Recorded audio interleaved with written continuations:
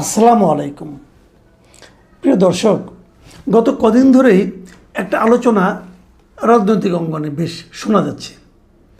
আমি যে একটা মিডিয়াতেও দেখলাম এই আলোচনাটা, সেটা হলো রাজনীতিতে আওয়ামী লীগ কি খুব দ্রুতই ফিরে আসছে?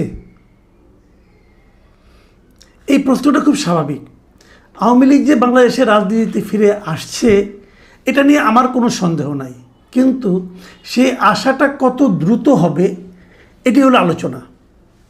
যদিও এটা শুনলে এনসিপি হয়তো খুব মন খারাপ করবে, জামাতও মন খারাপ করতে পারে, কারণ তারা তো চাচ্ছে যে আওয়ামী লীগ আর বাংলাদেশের রাজনীতিতে কখনোই না আসুক। আমার মনে আছে একবার একটা টক শোতে আমি গিয়েছিলাম, সেখানে আমার সঙ্গে এনসিপির একজন নেতা বসেছিল এবং তার মূল আমার বিরুদ্ধে অভিযোগটা ছিল যে আমি এবং আমাদের মতো কিছু লোক নাকি বাংলাদেশের রাজনীতিতে আওয়ামী লীগকে প্রাসঙ্গিক করে তুলছি। তো আমি কেবল তখন বলেছিলাম, ভাই দেখেন, আমি একটা ক্ষুদ্র মানুষ, আওয়ামী লীগের মধ্যে একটা বড় দলকে আমার কেন প্রাসঙ্গিক করে তুলতে হবে, এবং সেই ক্ষমতা এবং সেই যোগ্যতা তো আমার নেই।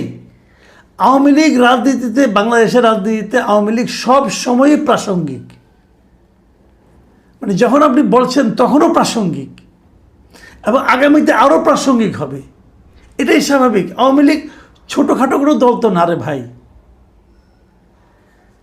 আওয়ামী লীগের সঙ্গে এনসিপির লোকজন বলতেছে, কিন্তু তাদের নিজেদের প্রাসঙ্গিকতা নিয়ে হয়তো আগামীতে 5-10 বছর পরে প্রশ্ন উঠতে পারে। কিন্তু আওয়ামী লীগ এত বড় একটা দল, এটা যদি ক্ষয়িষ্ণু হয়, যদি ক্ষয়ে যেতে থাকে, তাও কয়েক দশক লাগবে, এটাই রিয়েলিটি। তো এখন প্রশ্ন হচ্ছে, আওয়ামী লীগকে গায়ের জোরে, আওয়ামী লীগের যারা দায়িত্ব ছিলেন, শেখ হাসিনা সহ অন্য যারা দায়িত্ব ছিলেন, তারা অনেক অপকর্ম করেছেন, অনেক অন্যায় করেছেন, জাতির প্রতি অনেক অত্যাচার করেছেন বলে আমি বলবো, এবং আওয়ামী লীগের ক্ষতিও তারা অনেক করেছেন। আওয়ামী লীগের যদি কোনো ক্ষতি, সবচেয়ে বড় ক্ষতিটা কেউ করে থাকে, তাহলে শেখ হাসিনার সঙ্গে যে নেতৃবৃন্দ ছিলেন তারাই করেছেন।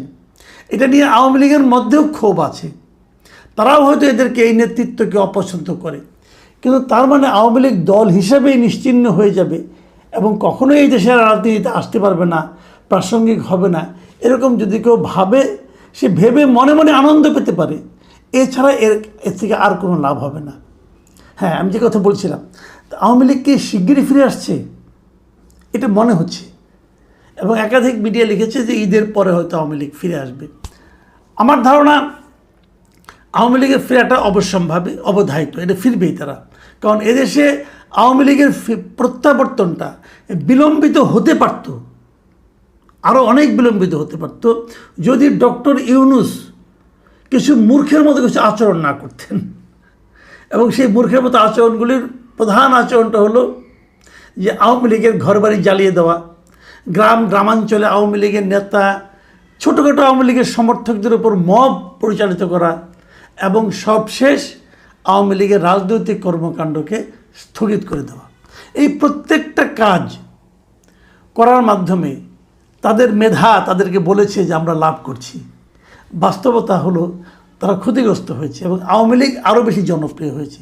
এই দেশের মানুষের একটা স্বাভাবিক, একটা সাধারণ মনস্তত্ত্ব আছে। সেই মনস্তত্ত্বটা হলো, তারা সবসময় অত্যাচারিতের পক্ষে কাজ করে।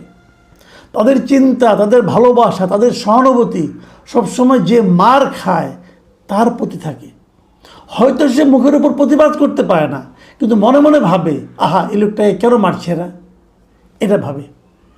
যে জিনিসটা নেপালে হয়েছিল, আমি সেটাই বলেছিলাম যে একটা রাজনৈতিক দলকে যদি প্রত্যাখ্যান করতে হয়, সেই প্রত্যাখ্যানের দায়িত্বটা দিতে হবে জনগণকে। জনগণ ঠিক করবে তারা কাকে চায়, কাকে চায় না, যেটা নেপালে হয়েছে। নেপালে যারা এতদিন ক্ষমতায় ছিল, এই কমিউনিস্ট বলেন, কমিউনিস্ট পার্টি বলেন, মাওবাদীরা বলেন, অথবা নেপালি কংগ্রেস বলেন, তাদের সবার ভরাডুবি হয়েছে।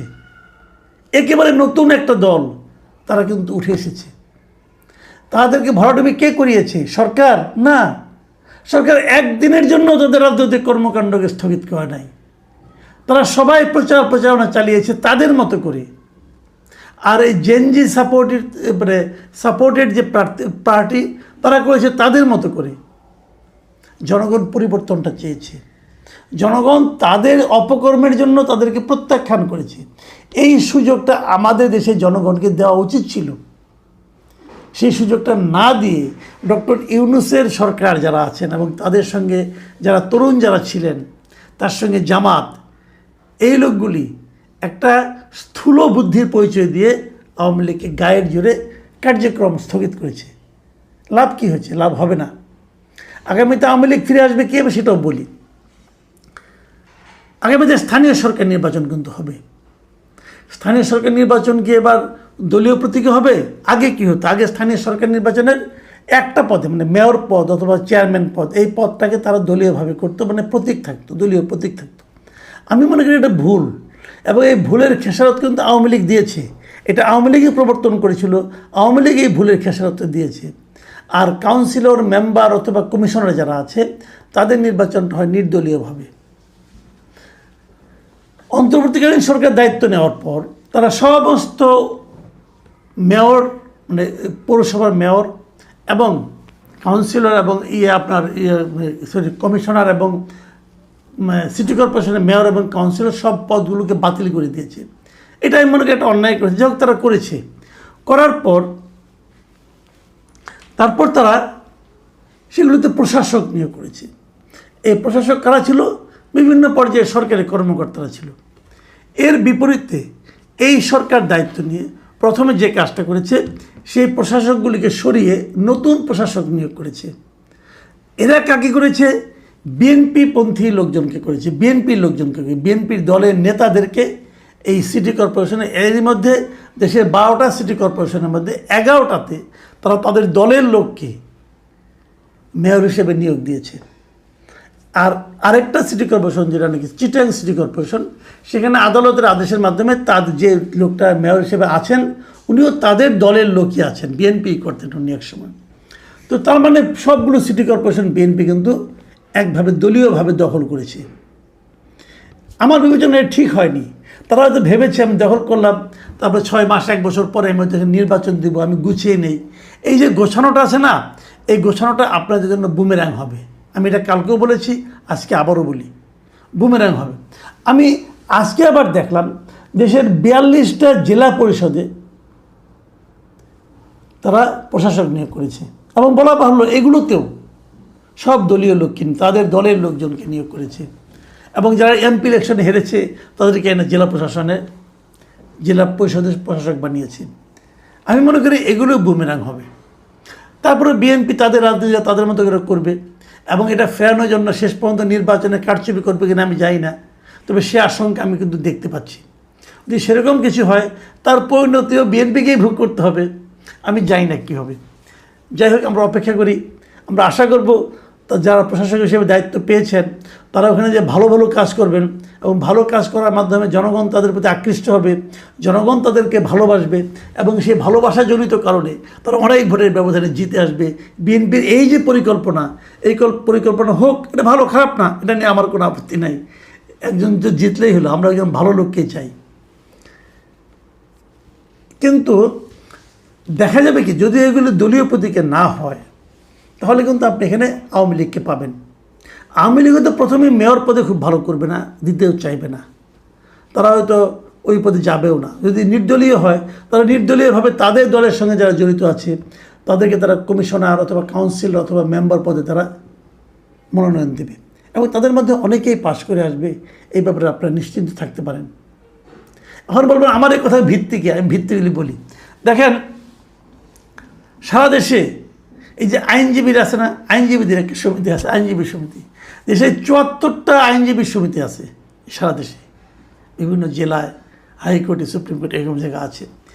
এইগুলোতে এরই মধ্যে নির্বাচন শুরু হয়ে গেছে। আওয়ামী লীগের পতনের পর প্রায় 14টা আইনজীবী সমিতি কিন্তু নির্বাচন হয়েছে।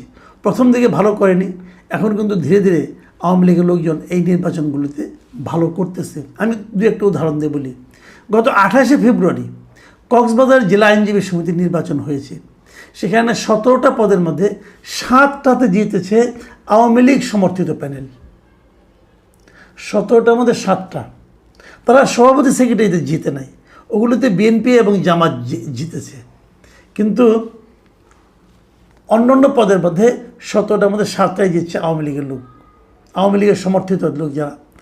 এর আগে 18 তারিখে নোয়াখালী জেলা আইনজীবী সমিতি যে নির্বাচন হয়েছে, সেখানেও আওয়ামী প্যানেলের, মানে আওয়ামী প্যানেল ঠিক না, আওয়ামী সমর্থিত প্যানেল থেকে 9টা পদে জয়ী হয়েছে।